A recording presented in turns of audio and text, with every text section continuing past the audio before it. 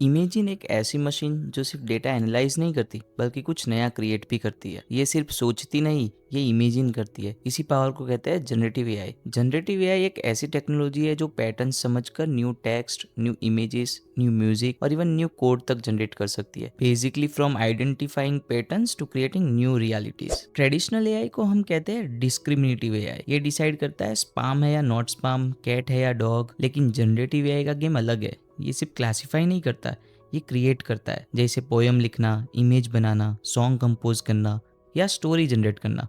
Simple words में discriminative AI equals to पहचान and generative AI equals to रचना। Generative AI को train किया जाता है मैसिव अमाउंट ऑफ डेटा पर, books, websites, images, audios, videos. Mostly ये लर्निंग होती है अनसुपरवाइज्ड वे में, मतलब कोई हर चीज एक्सप्लेन नहीं करता, मॉडल खुद पैटर्न्स ढूंढता है। स्लोली ये एक इंटरनल अंडरस्टैंडिंग बना लेता है, वर्ड्स का मीनिंग, सेंटेंसेस का स्ट्रक्चर और कॉन्सेप्ट्स के बीच में रिलेशनशिप्स, जैसे एक डिजिटल ब्रेन। बहुत लोग सोचते हैं एआई सब कुछ समझता है, रियलिटी थोड़ी डिफरेंट है। लैंग्वेज मॉडल का मेन काम होता है नेक्स्ट वर्ड प्रेडिक्ट करना। Example, the cat sat on the. फिर एआई कैलकुलेट करता है मैट 92%, फ्लोर 5%, काउच 3%। जो सबसे प्रोबेबल होता है वो चूज हो जाता है और ये process word by word repeat होता है। इसी से सेंटेंसेस बनते हैं, पैराग्राफ्स बनते हैं और पूरी कॉन्वर्जेशंस भी बनती है। इमेजेस जनरेट करने के लिए एआई मोस्टली यूज करता है डिफ्यूजन प्रोसेस। स्टार्ट होता है प्योर नॉइज से, रैंडम पिक्सल्स, फिर step by step noise remove होता जाता है। हर स्टेप पे इमेज थोड़ी क्लियर होती जाती है। फाइनली एक शार्प मीनिंगफुल इमेज निकल कर आती है।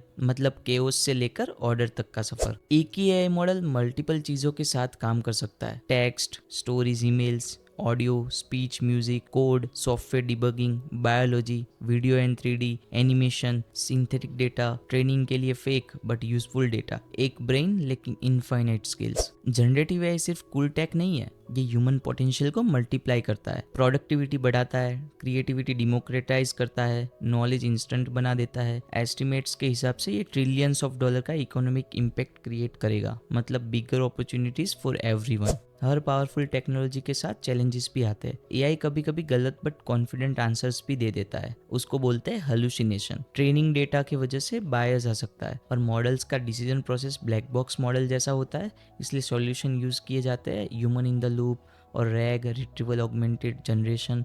मतलब एआई के साथ ह्यूमन कंट्रोल भी आता है। अब हम नेक्स्ट फेज में जा रहे हैं, एजेंटिक एआई। ये सिर्फ आंसर्स नहीं देगा, ये काम करेगा, रीजन भी करेगा, प्लान भी बनाएगा और एक्ट भी करेगा। जैसे एक डिजिटल असिस्टेंट जो इंडिपेंडेंटली टास्क कंप्लीट करे, कॉन्वर्जेशन से ऑटोनोमस एक्शन तक। सो टूल्स रेडी है, टेक्नोलॉजी यही है। अब सवाल सिर्फ एक है, आप क्या क्रिएट करोगे? Next big startup, next viral video और next breakthrough idea? Future unwritten है और पेन अब आपके हाथ में है। Thank you so much for watching this video and subscribe the channel AI life lab with Hitesh, जहाँ कंफ्यूजन को क्लैरिटी में बदला जाता है और लर्निंग को डायरेक्शन मिलती है। Thank you.